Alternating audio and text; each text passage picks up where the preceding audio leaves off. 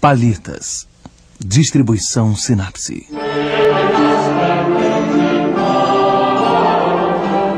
Milagre na Lógia. A Virgem do Chanceler Roland, cerca de 1435.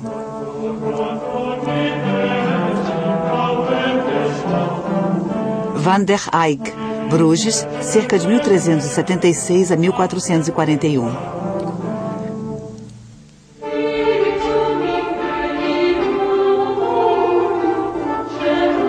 Museu do Louvre, Paris.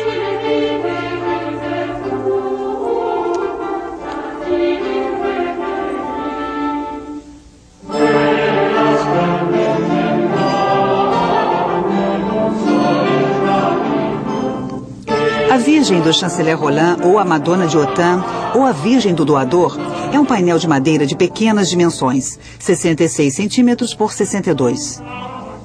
Realizada no fim da época gótica, é uma das primeiras pinturas a óleo conhecidas. Ela exibe, ao redor de 4 personagens, centenas de detalhes minúsculos.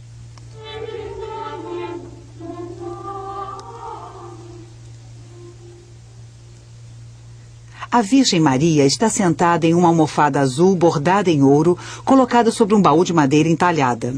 Ela veste um manto púrpura, debruado com letras douradas. É uma mulher bem jovem. Ela baixa os olhos. O menino Jesus está colocado no colo dela. Ele está despido. Sua expressão tem a severidade de um adulto. Com a mão direita, ele abençoa. Na mão esquerda, um globo de cristal com uma cruz ornada de pedras preciosas. Um pequeno anjo eleva uma coroa de ouro cravejada de pedras e pérolas acima da cabeça de Maria. Ele veste uma roupa azul e possui um par de asas matizadas. Um homem está ajoelhado em um genuflexório coberto por uma capa azul esmalte. Ele une as mãos em um gesto de oração. Usa um corte eclesiástico, à moda do início do século XV, com as têmporas e a nuca raspadas. Vários indícios provam que se trata de Nicolas Rolin. Nasceu e morreu em Autun, na Borgonha. Rolin desempenhou um papel importante na vida política e artística de sua época. Em segundo plano, 2 vigias. Um está debruçado na ameia. O outro, visto de perfil, segura um grande bastão. Ambos estão vestidos à moda da década de 1430. Uma galeria de estilo romano aberta para o exterior com 3 arcos de pleno cimbre. Os capitéis com motivos lembram os romanos do século XII. Capitéis variados exibem cenas do Antigo Testamento. Ao redor da arcatura, um motivo de pâmpanos e dragões. De cada lado, espaços fechados com vidraças brancas formadas por bolotas redondas. Acima da lógia, 2 janelas de vitral colorido. Os mosaicos exibem desenhos de estrelas de 8 pontas, alternando o preto e o branco. À frente da lógia, um pequeno jardim e 6 degraus que levam a um patamar ao redor das ameias. Em um nível inferior, uma paisagem dividida por um rio que vem de uma cadeia de montanhas. Uma ponte separa os 2 lados da cidade. À direita, uma cidade densa, composta de casas, diversas igrejas e praças.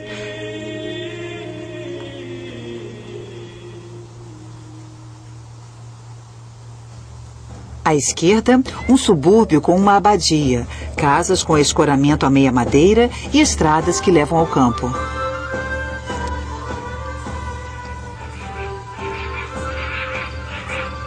Nesta margem, que fica de frente para o sol, bosques e encostas cobertas de vinhedos. Na beira do rio, jardins e pastos. Na outra margem, um planalto coberto de campos cultivados e vilarejos. Uma casa em chamas. Pessoas caminham nas estradas. No meio do rio, uma ilha arborizada com um castelo. As muralhas são defendidas por enormes torres. Na direção do campo, a muralha é ampla para permitir a expansão da cidade, um aspecto característico do urbanismo da época.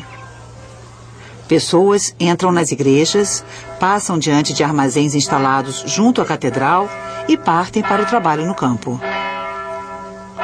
Mulheres conversam nas portas. Muitas pessoas atravessam a ponte a pé ou a cavalo. Elas passam da esquerda para a direita. Outras atravessam o rio em sentido inverso em barcos. Ao longo do cais, barcas carregadas de mercadorias. Atracados, moinhos, cujas rodas propulsoras tiram proveito da potência do rio. Neste cenário familiar, os historiadores acreditaram ter reconhecido a flecha da Catedral de Utrecht, a Ponte dos Arcos de Liège, a Catedral de Santa Gudula da Bruxelas ou os Campos da Borgonha. Eles também sugeriram Bruges, Lyon, Praga e até Autun. Mas se existem elementos reais de fato, a paisagem é imaginária.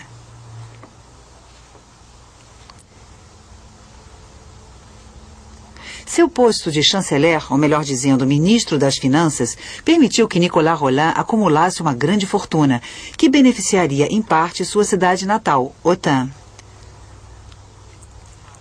No coração da cidade de Autun, a Catedral de Saint-Lazare, famosa pelo seu tímpano do juízo final, seus capitéis romanos e sua flecha gótica. Bem perto, a mansão de Nicolas Rolin, hoje transformada em museu. Rolin foi um mecenas que patrocinou copistas e artistas da Iluminura. Ele dota ricamente sua paróquia de Notre-Dame-du-Châtel, uma igreja situada entre sua mansão e a catedral. O quadro era destinado a uma capela fundada pelos antepassados do chanceler. A cena parecia iluminada pela luz do suposto altar diante do qual Rolin se ajoelhava. Fundador da Santa Casa de Bonn, Rolin encomenda a Roger van der Weyden, alguns anos mais tarde, o políptico do juízo final. Ele está representado no painel exterior em companhia de sua terceira mulher, Guigonne de Salins. Estes retratos de doadores testemunham o acesso de uma burguesia opulenta ao mecenato artístico. Ao multiplicar os atos piedosos, Rolin tentava apagar a péssima reputação ligada ao seu cargo de chanceler. No final da época gótica, o Duque da Borgonha une Países Baixos, Flandres e Borgonha. Com seu irmão, Hubert, Van Eyck pinta o monumental políptico da adoração do Cordeiro Místico, em Gand. 20 painéis, centenas de personagens, anjos, profetas, evangelistas. Adão e Eva estão entre os primeiros nus da pintura do norte europeu. Outras obras, retratos do cardeal Albergati, de Marguerite Van Eyck, mulher do pintor, um ourives de Bruges, temas religiosos. La Madone au Chartreux, La Vierge de Luc, o tríptico de Dresde. O homem do turbante poderia ser um autorretrato. O pintor aparece também em A Virgem do Cônego van der Pijl, uma pequena silhueta de turbante vermelho nos reflexos da armadura de São Jorge. Em Arnolfini e sua mulher, o pintor aparece em um reflexo no espelho e escreve acima: Jan van Eyck esteve aqui. Muitas vezes, na moldura de seus quadros, ele escreveu o lema Als ik kan, ou seja, tal como posso. Como na maior parte de seus quadros, a Virgem do chanceler Rolin tinha de possuir uma moldura de madeira gravada, datada e assinada. A igreja Notre-Dame-du-Châtel foi demolida durante a Revolução. Em 1800, o quadro, que estava em Autun, foi enviado ao Louvre. Um gravurista do século XVI imagina o ateliê dos Van Eyck.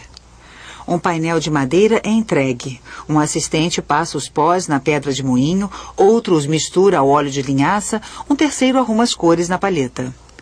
Os aprendizes desenham. Um dos irmãos pinta um tema religioso. Outro elabora o retrato de uma mulher. O painel quase quadrado é composto de 3 tábuas de carvalho de veios verticais. As tábuas estão ligeiramente empenadas. Percebe-se pelas juntas em alguns lugares. Os painéis eram preparados segundo métodos ainda utilizados entre os violeiros ou ebanistas da arte. Escolha da madeira, sentido do corte, aplainamento, cavilhação, colagem, tudo contava para o bom resultado final da obra. A dendrocronologia estuda a idade da madeira ao comparar seus círculos de crescimento sazonais. A análise demonstrou que as tábuas 1 e 3 vieram de uma mesma árvore, plantada por volta de 1215. A tábua 2, de uma árvore plantada por volta de 1247. Foram derrubadas aproximadamente em 1426. Os troncos de madeira secavam pelo menos 10 anos. A data de fabricação do painel deve se situar então por volta de 1436. O painel era revestido com gesso, uma mistura de cola animal e gipso fino. Depois das primeiras camadas que enchiam os veios da madeira, um novo polimento era dado. Depois, aplicavam-se camadas grossas, lixando a cada vez até se obter uma superfície dura e lisa como o marfim. Era feito, então, um esboço detalhado com um pincel fino, como mostra a Santa Bárbara da Antuérpia, quadro inacabado, onde objetos e personagens são esboçados em acinzentado e as sombras feitas por finas achuras. Os raios infravermelhos atravessam os pigmentos e mostram as camadas inferiores invisíveis a olho nu. Ao explorar a superfície de um quadro área por área, é possível descobrir ainda o desenho original e as modificações feitas pelo pintor em relação ao projeto inicial. O detalhe oculto mais evidente, a grande bolsa do lado direito do chanceler. Era a marca do seu cargo. Ela continha o sinete do Duque da Borgonha. Talvez Roland tivesse pedido ao pintor que apagasse o tal objeto, que poderia passar por uma alusão evidente demais à sua imensa fortuna. Talvez o chanceler tivesse pedido ao pintor também que modificasse a posição da mão do Cristo, de modo que ele o abençoasse. Até Van Eyck, as pinturas eram preparadas misturando-se os pigmentos à clara de ovo. A têmpera, que deu origem a várias obras-primas, era difícil de se trabalhar. A lenda atribui a descoberta da pintura a óleo a Van Eyck. Na verdade, esta técnica parece conhecida desde o século XII. O óleo de linhaça não secava bem. Van Eyck teria descoberto que ao misturá-lo com essência de terebentina, ele secava bem mais rápido. Extraída da resina de certas coníferas, a essência de terebentina dissolve substâncias gordurosas, fluidificando os pigmentos preparados com o óleo. O óleo confere uma saturação bem maior às cores e conserva seu brilho. Ele seca lentamente, de modo que se pode retrabalhá-lo. E é muito eficaz na representação das texturas. A fluidez do pigmento permite também fazer mínimos detalhes com a ajuda de pincéis finos. Os personagens em pé na ponte têm menos de 1 milímetro de altura. Van Eyck repetirá esses exercícios de virtuosismo em vários outros quadros. A superioridade do óleo aparece na técnica do glacis, camadas de pintura fluida e transparente feitas umas sobre as outras. Para um drapeado vermelho, a princípio o pintor aplicava em toda a superfície glacis do tom do drapeado. Os glacis permitem que o desenho seja visto, mas já lhe conferem volume. A seguir, para as sombras do drapeado e para modelar os vincos, ele utilizava um tom vermelho mais escuro. Finalmente, com a ajuda de um vermelho mais claro, ele fazia os reflexos e os ondeados. O manto da Virgem é coberto por uma série de rachaduras, embora sejam bem mais visíveis na foto em infravermelho. A camada superior secou mais rápido que a camada inferior e rachou. Estas rachaduras prematuras devem ter sido corrigidas na época pelo próprio pintor. Outra espécie de rachadura, a rachadura pelo tempo. O movimento das fibras da madeira desencadeou rachaduras perpendiculares às tensões. É esta série regular visível no céu, onde a camada de pintura é mais fina.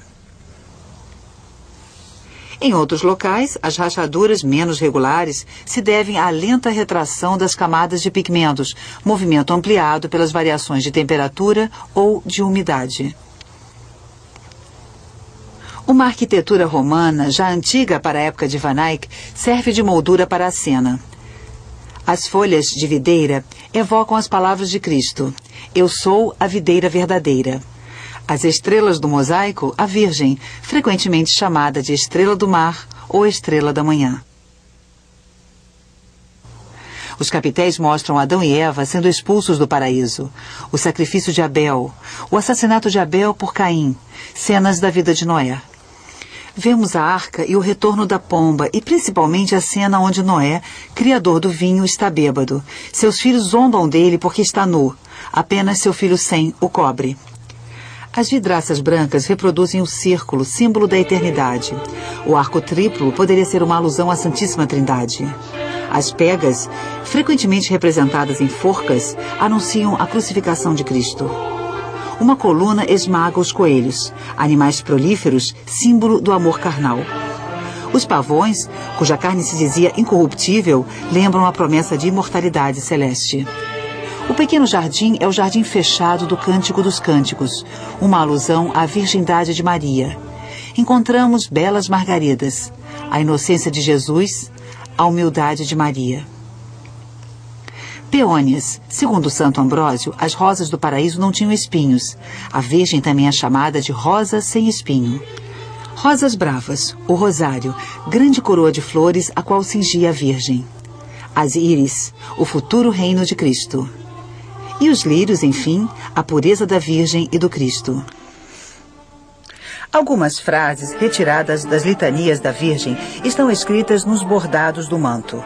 As limpezas sucessivas do quadro acabaram em parte apagando as letras douradas. Algumas ainda podem ser lidas. Exaltata sum in Líbano. Um trecho do Eclesiástico onde se diz: crescendo, me elevei como cedro no Líbano. Na página do livro de horas, a letra D. Talvez o início das matinas que começam por Domini labia mea aperies. Abre, Senhor, os meus lábios. Na Bíblia, o anjo é um mensageiro de Deus com aparência humana. Este aqui veste o traje azul dos querubins. Suas asas oceladas reproduzem as cores do arco-íris, símbolo da aliança entre Deus e os homens. A coroa, uma espécie de auréola, era reservada às virgens santas. A pérola é associada à Virgem. Pérolas e pedras preciosas reaparecem nos bordados do manto e na cruz de ouro de Cristo, sinal de sua soberania sobre o mundo. Cristo abençoa Roland e o mundo que o rodeia. Sua mão foi nivelada à altura da ponte para mostrar que a bênção supera todos os obstáculos, é universal. Entre Roland e Maria, uma linha de lajotas divide o mundo em dois. O lado de Maria é consagrado às igrejas, às quais a Virgem é frequentemente comparada. O lado de Roland é reservado principalmente às construções civis. O conjunto forma a Cidade de Deus, imaginada por Santo Agostinho, a Jerusalém Celeste, atravessada pelo Rio da Vida. A Ilha do Centro é ao mesmo tempo uma lembrança do paraíso e uma evocação da Torre de Davi. A lua, as montanhas, o voo do pássaro repetem imagens dos textos sagrados. O mundo pintado por Van Eyck é um mundo repleto de símbolos. Roland ora, ele levanta os olhos, é testemunha da coroação da Virgem. Mas é possível identificar outras pistas neste quadro. Roland veste uma samarra de brocado castanho e lamê dourado com debruado em vison. O cinto preto com fivela de ouro foi um presente de Filipe o Bom. Acima dele, Noé, o criador do vinho. Na altura do seu rosto, as videiras em terraços. Lembranças da fortuna de Roland, fundador da Santa Casa de Beaune, de ricos vinhedos. Em 1419, em pleno auge da Guerra dos 100 Anos, negociações entre a França, Borgonha e Inglaterra.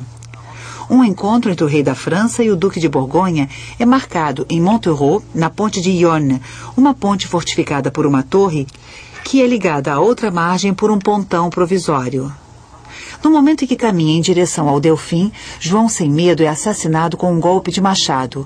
A ruptura entre França e Borgonha é profunda. É a época de Joana d'Arc.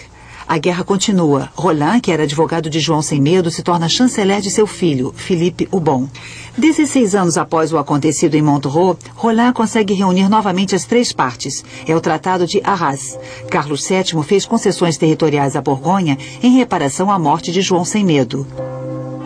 O rei da França manda rezar também missas de Requiem cotidianas na igreja de Nossa Senhora de Montreux, além de fundar um mosteiro nas proximidades e mandar erguer uma cruz de ouro no local do assassinato.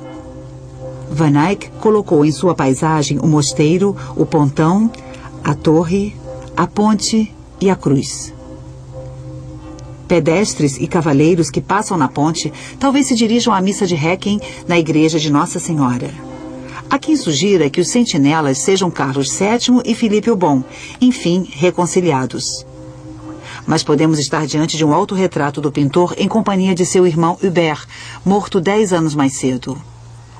Roland, um dos principais responsáveis pelo Tratado de Paz, é retratado no auge de sua glória política.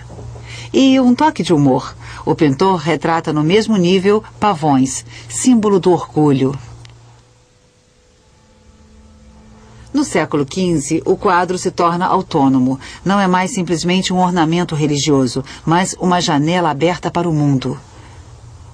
O problema do pintor? Seduzir o olhar do espectador para uma ilusão de realidade. A solução está aqui, elegante, já que com sua lógia alta, Van Eyck domina uma paisagem profunda. A diminuição dos ladrilhos permite sugerir um afastamento.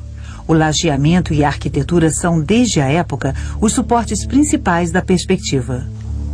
Arnolfini e sua mulher possuem um sistema de 3 pontos de fuga. A Virgem do Cônego Van der Pelle exibe um sistema duplo. Em A Virgem do Chanceler Roland, as linhas de lajotas convergem para um ponto central, a ilha no Rio. As linhas dos capitéis convergem em direção a pontos situados um pouco mais alto. Os pontos de fuga são, então, bem próximos. Mas seus desvios talvez se devam à deformação das tábuas do painel. É possível que, originalmente, os pontos tenham sido confundidos ou alinhados em uma mesma vertical. Tanto em Arnolfini quanto em Van der Pelle, o pintor tateava de forma empírica à procura de um sistema de perspectiva. Em Roland, a perspectiva central de ponto de fuga único parece mais ou menos identificada. Outra forma de sugerir a profundidade, o enfraquecimento progressivo de cores. Na natureza, na verdade, a saturação das cores parece decrescer com a distância. As colunas acentuam o relevo da paisagem ao dividi-la.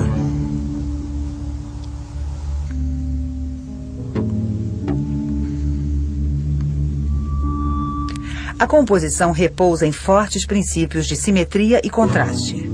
Simetria entre a esquerda e a direita. Contraste entre o alto aberto e o baixo fechado.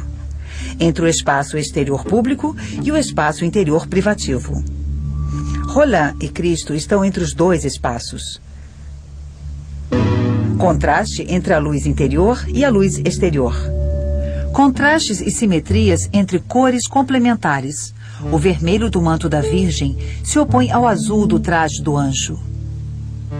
Da mesma forma, o genuflexório azul esverdeado de Roland é debruado com um galão vermelho e acompanhado por uma almofada vermelho escura em cima. No centro da composição, uma lembrança dessas oposições com as cores dos 2 sentinelas. Os marrons da sala e do traje de Roland são misturas dessas cores de base. No exterior, outro sistema de cores complementares. Telhados com telhas vermelhas, folhagens verdes. A cor verde só está presente na paisagem. Enquanto a paisagem é de uma continuidade notável, no interior, ao contrário, reina o descontínuo. A oposição das formas, das texturas e das cores é muito pronunciada. As tensões mais fortes se desenvolvem no primeiro plano, onde se passa a essência da cena. Apesar da profusão de detalhes, é a organização rigorosa das cores que permite a Van Eyck manter a harmonia de seu quadro. As gamas abrangem todo o espectro de cores.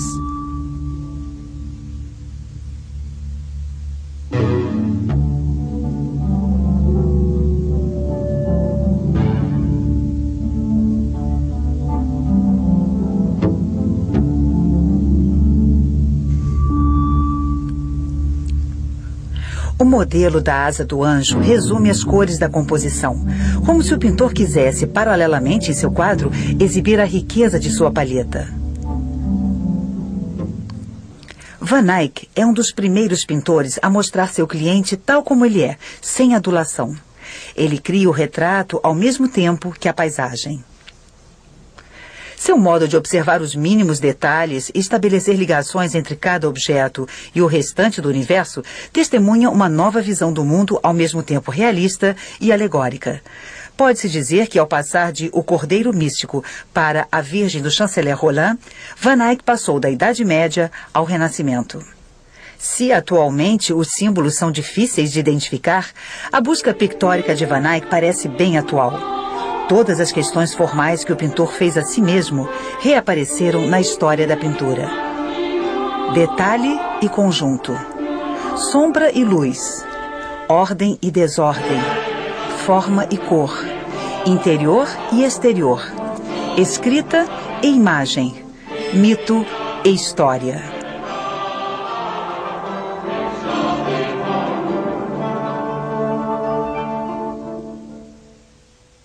Versão brasileira Audio News.